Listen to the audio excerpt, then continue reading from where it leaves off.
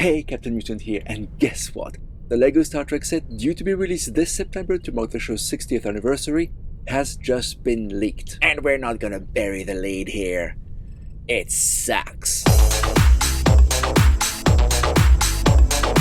Well, that's a bit harsh. I call it as I see it, Gigi. Well, McCluck's not wrong, Gigi. Based on the rumors we heard months ago, we were expecting a diorama set of the original series' bridge, made up of 1,701 pieces. Which isn't an accidental piece count, since that's the registration number of the Enterprise herself. It was also supposed to feature all the main and semi-regular characters. And I was really excited when I heard about it. We all were, Gigi. But the photos of the box art that just got posted online were a real letdown. Here, have a look.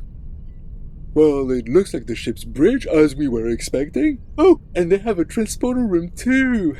Neat. Look closer, Gigi. For one thing, this is not a diorama. It doesn't come with a base, making it look much more like a playset than a display piece. Okay, it's a playset, but you could still display a playset if you wanted to. But that's not the only issue here, Mouse. One thing that bugs me is that it doesn't look like it would need 1,700 pieces to make, which means there's gonna be a ton of small parts, which in itself isn't a bad thing, but when you consider the price is expected to be $200 US, that's excessive in my book. And then there's the decorations. You'd expect a set this expensive to come with prints. Why would you? Last year's Enterprise came with stickers, and it was even more expensive. True, but it also had some prints, and to be fair, the number of stickers was relatively small.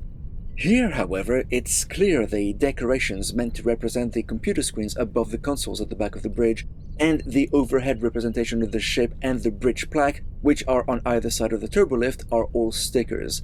I'm also thinking the main view screen showing a Klingon is also a sticker, and it's possible the swirly patterns for the transporter are too, which leads me to believe that the control buttons for the transporter itself and the bridge computers are all stickers as well. Oh, that's a lot of stickers. My point exactly. The saving grace for this set are the minifigs. They all look really good, from Nurse Chapel to Dr. McCoy, Spock, Kirk, Uhura, Scotty, Chekhov, and Sulu.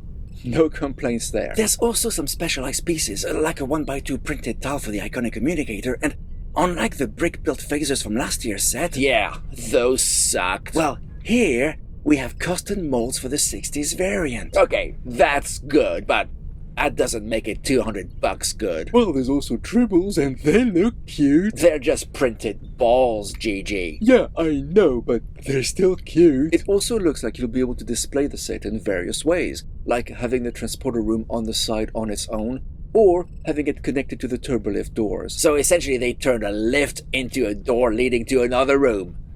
Great. And the view screen can be placed in various locations as well. Why would you want to do that? The view screen should be facing the bridge, right? I don't know, Gigi. And if you look at the back of the transporter, there's a gear mechanism, which means you can luckily simulate the effect of beaming the characters on and off the ship by rotating that section. All this reinforces the playability element of this set, like you can open and close the turbolift doors as well, for instance. But you've got to wonder, why create a playset for a show that's 60 years old? Who's gonna buy this for their kids to play with? What kid would want to play with a representation of a show their parents and grandparents watched? None! That's who. I'm pretty sure everyone was expecting a buildable model for adults, but this? How's it even gonna look like on a shelf without a base? And it's not like this is a small set either. It's 57 centimeters wide and 34 deep. It's gonna take up a lot of room. In a way, it reminds me of the Assault on Hoth set from 2016, which was supposed to be part of the Ultimate Collector series, but it just ended up being a playset. And a bad one at that.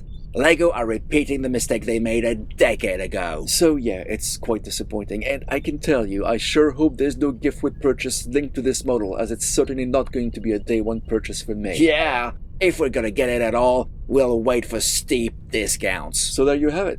What do you think of this latest Star Trek set? Well, I feel ever more disappointed Blue Bricks lost the license of the franchise, I can tell you that for nothing. Do leave your thoughts in the comments, and if you like what we do, and how we do it, and you feel you'd like to help us out, please consider joining our Patreon. And if you'd like to help but you can't manage yet another subscription, you can always buy us a coffee. We'll leave a link to both down in the description. Thanks for watching, and live long and prosper.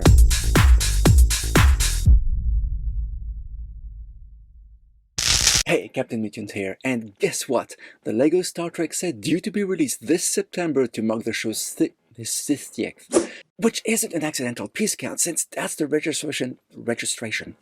There's gonna be a ton of small parts, which in itself isn't a bad thing when you can blah, blah, blah.